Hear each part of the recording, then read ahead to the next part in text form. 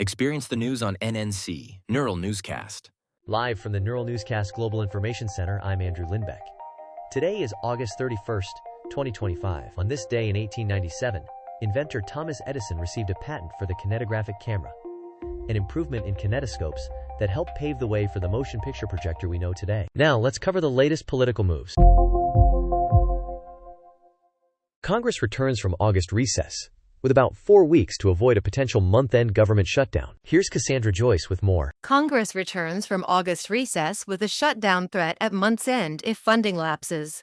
Lawmakers have about 4 weeks to pass 12 appropriations bills or a stopgap by September 30th. House Republicans push deeper cuts and policy riders on border security and spending caps. Supporters call them fiscal discipline. Senate leaders from both parties favor bipartisan bills with fewer add-ons, arguing stability is the priority. The White House warns disruptions would hit pay for federal workers and military families.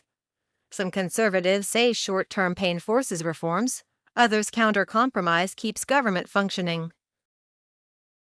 A federal judge has temporarily halted deportations of unaccompanied Guatemalan children while a court reviews legal questions. Here's Daniel Grove with more. A federal judge temporarily blocks U.S. efforts to deport unaccompanied Guatemalan children hours after some shelters were told to prepare returns. The court sets a hearing for Sunday afternoon. The Trump administration argues swift removals deter unlawful crossings and enforce immigration law. Immigrant advocates say rapid deportations risk due process and child safety. Both positions reflect broader, ongoing debates over border policy, humanitarian protections, and executive authority. Supporters frame the policy as necessary enforcement. Critics call it harmful and premature. The judge's order pauses removals while the legal and policy questions receive review. Indonesia plans to cut perks for politicians to help calm protests and redirect funds to public services. Here's Monica Kellen with more. Indonesia moves to cut perks for national and local politicians in a bid to calm street unrest. Officials say the plan trims housing, travel, and allowance benefits and redirects funds to public services. Supporters frame it as fiscal discipline and a gesture of accountability. Critics warn it targets symptoms, not causes, and say protesters demand broader reforms on corruption and governance. Both views reflect an ongoing debate over trust in institutions and spending priorities, not a consensus on policy. The EU unveils a €150 billion defense investment plan that officials say will especially benefit Poland. Let's hear from Ethan Wells. The European Union unveils a €150 billion defense industry investment plan, and Commission President Ursula von der Leyen says Poland stands to gain the most. The initiative aims to speed production, boost cross-border procurement, and reduce dependence on non-EU suppliers. Supporters call it a timely response to security threats and a way to strengthen NATO partners. That is one perspective. Skeptics warn about uneven benefits, budget strain, and militarization risks, arguing funds should balance defense with economic and social priorities. Debate continues across member states. This is Ethan Wells for Neural Newscast. Global stories shaping our world. London police say 2 stabbings a day apart at Oxford Circus appear linked, and they want to identify a suspect. Sarah Wheaton reports on this story. London police link 2 stabbings at Oxford Circus that happen a day apart. Detectives release an image of a man they want to identify and question. The attacks occur in the busy shopping district, alarming commuters and tourists. Officers increase patrols and review CCTV from buses, shops, and stations. Investigators say the cases share distinct similarities and may involve the same suspect. They urge witnesses to come forward and call 999 with urgent information. Paramedics treat the victims, who survive, while police work to establish motive and timeline. A passenger train derails in Egypt, killing at least 3 and injuring more than 90, officials say. I'm joined by Monica Kellen. At least 3 people die and more than 90 are injured after a passenger train derails in Egypt. The train is traveling to Cairo from Matruh on the country's north coast when several cars leave the tracks. The crash happens as the line carries heavy summer traffic. Ambulances rush victims to nearby hospitals, and emergency crews clear mangled carriages. Officials open an investigation into the cause and inspect track conditions and signals. Rail safety remains a persistent concern in Egypt, where overcrowding and aging infrastructure strain the network. Authorities warn of possible delays on routes into Cairo. Ships loaded with humanitarian aid and activists are preparing to sail from Barcelona to Gaza this week. Daniel Grove has more on this. Several ships loaded with humanitarian aid and pro-Palestinian activists prepare to sail from Barcelona to Gaza this week. Organizers say the flotilla carries food, medical supplies, and water systems for civilians trapped by Israel's blockade. The mission includes activists such as Greta Thunberg and actor Susan Sarandon. They plan to attempt a direct maritime delivery to Gaza despite Israeli naval control. Israel has warned it will stop unauthorized ships. Organizers call the blockade illegal and insist the cargo is strictly humanitarian. The departure revives high-stakes aid flotilla efforts in the eastern Mediterranean. This is Daniel Grove for Neural Newscast. Turning to the economy now. Wall Street rallied despite jobs data that cools hopes for prompt Federal Reserve rate cuts. Here's Jason Miller with more. Wall Street rallies even as fresh jobs data dims hopes for quick rate cuts. The August report shows employers add 142,000 jobs, while unemployment edges up to 4.3%. Average hourly pay rises 0.2% on the month and 3.8% year-over-year, easing wage pressure. Traders lift stocks on the idea of a cooling but resilient labor market. The data complicates the Federal Reserve's next move.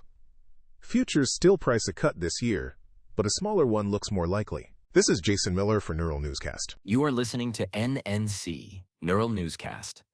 Online at neuralnewscast.com. From gadgets to breakthroughs, here's what's new. Researchers warn hackers are embedding malicious prompts in images processed by AI chatbots, exposing data and calendar risks. Let's hear from Kara Swift. Hackers hide malicious prompts inside images that AI chatbots process, and the bots obey. Security researchers show crafted pictures reveal hidden text when platforms downscale them. The attack exploits common resampling methods like nearest neighbor, bilinear, and bicubic interpolation.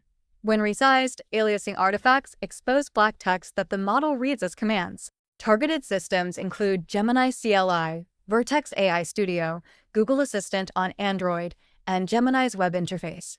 In one test, Google Calendar data was sent to an outside email. The takeaway: treat uploaded images like code, validate, sanitize, and restrict permissions. India unveils its first indigenous water-soluble fertilizer tech to reduce dependence on Chinese imports. Benjamin Carter reports on this story. India unveils its first indigenous technology for water-soluble fertilizers, aiming to cut Chinese imports. State-owned Rashtriya Chemicals and Fertilizers partners with the Indian Institute of Chemical Technology to scale production. The tech produces high-purity NPK nutrients that dissolve quickly and feed plants efficiently.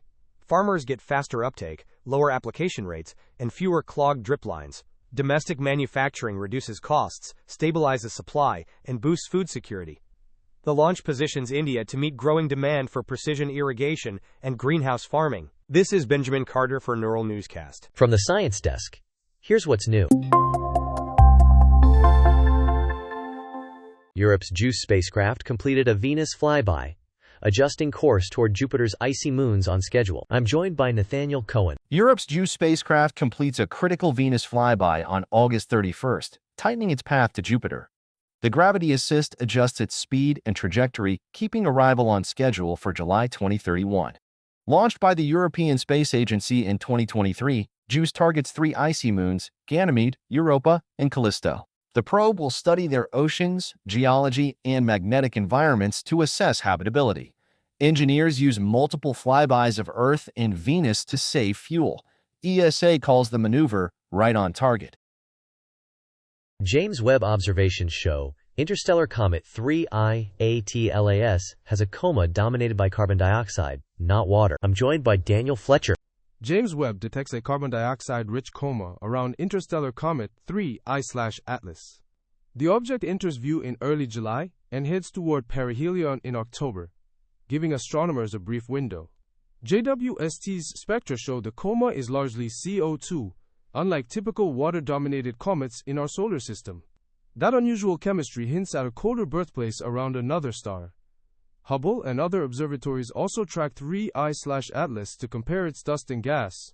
Scientists say the findings refine models of how planetary systems form and migrate. This is Daniel Fletcher for Neural Newscast. Updates on medicine and wellness are next.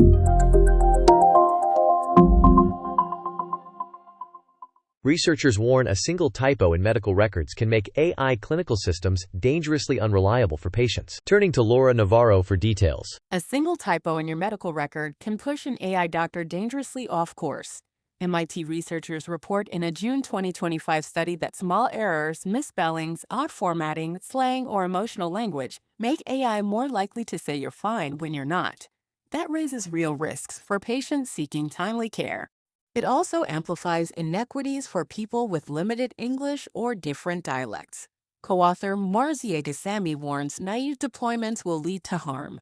Practical steps: double-check portals, ask staff to correct mistakes, and request a human clinician review critical decisions.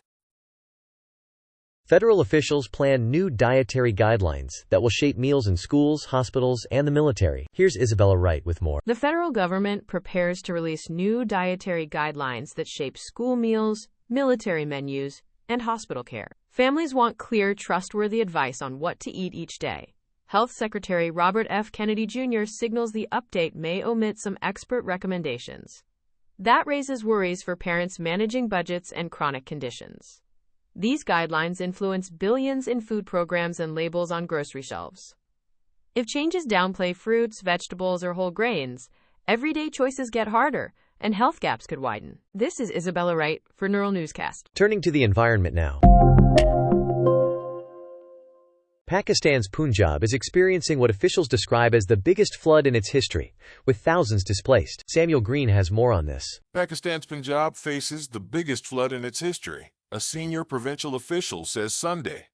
Water in the Sutlej, Chenab, and Ravi rivers hits all-time highs after heavy monsoon rain and releases from overfull dams in India. More than 1,400 villages are inundated, swamping homes, fields, and roads. Rescue crews evacuate families by boat and set up relief camps as power, clean water, and medicine run short. Authorities warn of more inflows downstream. Pakistan emits less than 0.1% of global greenhouse gases, yet ranks among the most climate-vulnerable nations. This is Samuel Green for Neural Newscast. Athletic highlights and scores are next. Premier League officials removed a VAR official after admitting a mistaken disallowing of a Fulham goal. Here's Thomas Golding with more. PG Mole admits it wrongly disallows Josh King's goal for Fulham and pulls VAR official Michael Salisbury from Sunday's Arsenal at Liverpool match. The decision follows a review that finds no foul in the build-up. PG Mole says the error does not meet expected standards. Salisbury is replaced for Anfield as the body seeks consistency. The miscall fuels ongoing scrutiny of VAR and referee accountability in the Premier League. This is Thomas Golding for Neural Newscast. Updates from film, music, and more. Filmmaker Macon Blair reinvents The Toxic Avenger as a gory live-action cartoon with unexpected heart. Here's Lydia Holmes with more. Macon Blair revives The Toxic Avenger, turning the 1984 cult splatter hit into a gory crowd-pleaser. Peter Dinklage stars as Toxie, a mutant antihero smashing villains while protecting his makeshift family. The film plays like a live-action cartoon, packed with outrageous kills and slapstick chaos. Beneath the blood, it's sweet. As one character puts it, monsters can be heroes, and this one oozes heart. This is Lydia Holmes for Neural Newscast. Here's what else is making news. That concludes today's headlines. For more, visit neuralnewscast.com and subscribe wherever you get your podcasts. That's it for today's episode of Neural Newscast, where AI meets accountability. Catch up on past episodes at neuralnewscast.com. And don't forget to follow or subscribe on your favorite podcast app. At Neural Newscast, We mix real voices with AI-generated ones to bring you fast, high-quality news. Every story is created with AI but reviewed by humans to keep things accurate and fair. While we do our best to prevent mistakes, AI isn't perfect, so double-check key facts with trusted sources. Want to know more about our AI process? Head to nnewscast.com.